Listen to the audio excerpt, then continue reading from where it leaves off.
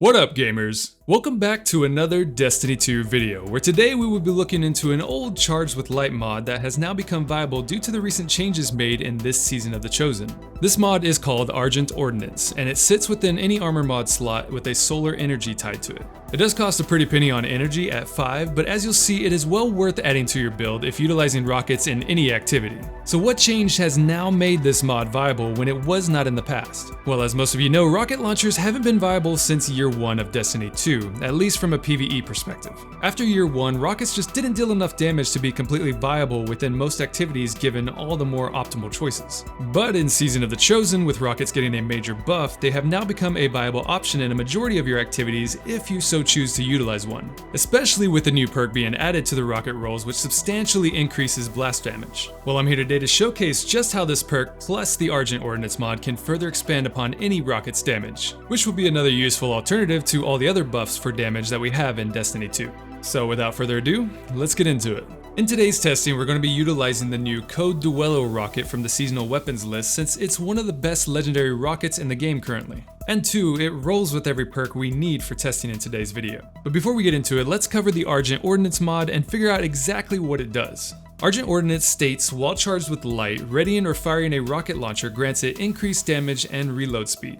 And as you can see there at the end, it states that these effects stack the more copies of this mod you have equipped, but there is a max which I'll showcase to you here in a bit. Reload speed for this mod we're not too concerned about here because Code Duello already has a very good reload speed tied to its base. We want to specifically look into the damage output that this mod applies because that's where you'll see the most beneficial output from it. But before we can see that output, as with all testing, we need to figure the base damage of our Code Duello. Utilizing our trusty ogre here, we can easily figure this controlled base with my chain reaction Code Duello. So at base damage, you can see my Code Duello at a 1300 light level outputs a base damage of a little over 71,000 in damage. Now that we know the base, we can start stacking on these Argent Ordnance mods to see how far we can take it. But for this to be effective, we also need to be charged with light to activate our Godslayer rounds within our Code Duello rocket launcher thanks to the Argent Ordnance mod. To do this, I always utilize the Taking Charge mod, which allows any Guardian to become charged with light by simply picking up any orbs of power.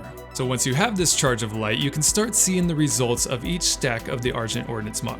At one stack, we can see a 20% increase in damage at almost 86,000 on our ogre. Add another stack to ×2 and you gain a 25% increase in damage at 89,000. Stack it one more time to ×3 and we reach the max potential of the Argent Ordnance mod with a damage output of 96,550 to our ogre boss here. As you can see from our results here, this allows for a 35% increase to the original base damage of the rocket launcher. And yes, I did try it at ×4 because we have an additional slot for us, but this is where I realized that Bungie placed a cap on the damage at this point, which actually works out since you'll need to utilize one more mod that I'll discuss later in the video in order to maximize damage output in our next test. So this is already a substantial increase, right? I'm pulling damage increases as high as the Bubble Titan's Weapons of Light buff. But it can go further on the Code Duello thanks to a new perk for rocket launchers known as Lasting Impression. Lasting Impression is a rather awesome perk Bungie added to the game in this season, where it allows rockets to attach to a target on impact and then detonates after a delay while providing an increase to blast damage and its radius. So although it's not a direct detonation, the trade-off is a delayed impact that provides almost a 20% increase in overall damage output.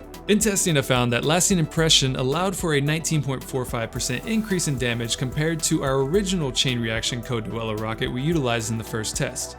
But in the next test with the Lasting Impression perk, here's where things got interesting. So I did the normal thing, right, where I test each stack while being charged with light, but for some reason I was seeing lower numbers than the actual chain reaction rocket in total. Which of course didn't make sense given that Lasting Impression definitely applies more damage than that of chain reaction. What I came to find out is that Lasting Impression doesn't like just one stack of charged with light. Reason being is that when you have only one stack of charged with light, you only increase the initial impact damage of the Lasting Impression rocket, thus consuming your charge of light and leaving the second phase of the Lasting Impression rocket without the buff, and therefore decreasing the overall damage output when comparing it to our first rocket launcher, which you can see here within the table on the screen.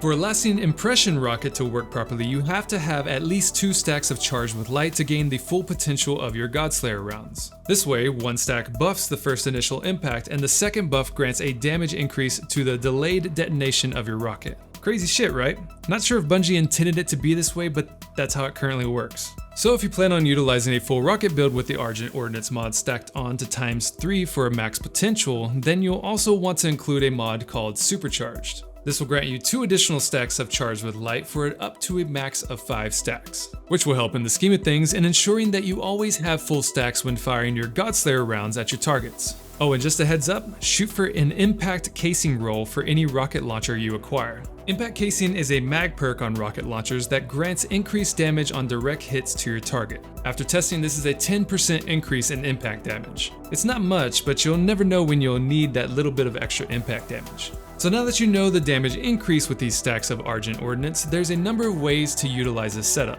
For a Warlock or Titan, you could utilize this build as a switch off on buffs, as a buff like the Titan Bubble or Warlock Roll will not stack with the Argent Ordnance buff. You'll want to utilize the damage increase from one or the other, as the greater buff will always overtake the other. But always utilize the Argent Ordnance buff first before utilizing one of these supers. For instance, in the Titan Bubble's case, they would just cancel out since they have the same damage increase. So you would just be wasting damage potential if you utilize both of your stacks and the bubble at the same time and didn't stagger between the 2 buffs. In reality though, the Hunter gets the max output with this build as a solo simply due to the fact that you can capitalize on the tethered debuff stacked on top of the Argent Ordnance buff. Unless of course Bungie brings back the Oppressive Darkness mod into the Artifact mod pool, then the Titan can potentially reign supreme once again with this build, especially if you stack on double nades. Regardless though, I just wanted to get y'all up to speed on how you could boost your rocket damage within Destiny 2 during the Season of the Chosen. But that's it for today, gamers. If you have anything else you'd like me to look into for Destiny 2 that I haven't covered yet, be sure to leave a comment down below, and stay tuned for more tests and guides to come. As usual, if you found this video helpful, drop it a like and tapfire subscribe for more on Destiny 2. In the meantime, have fun keeping Katala at bay out in the world of Destiny, and I'll see you in the next video. Until next time, gamers, this is IGame, signing off.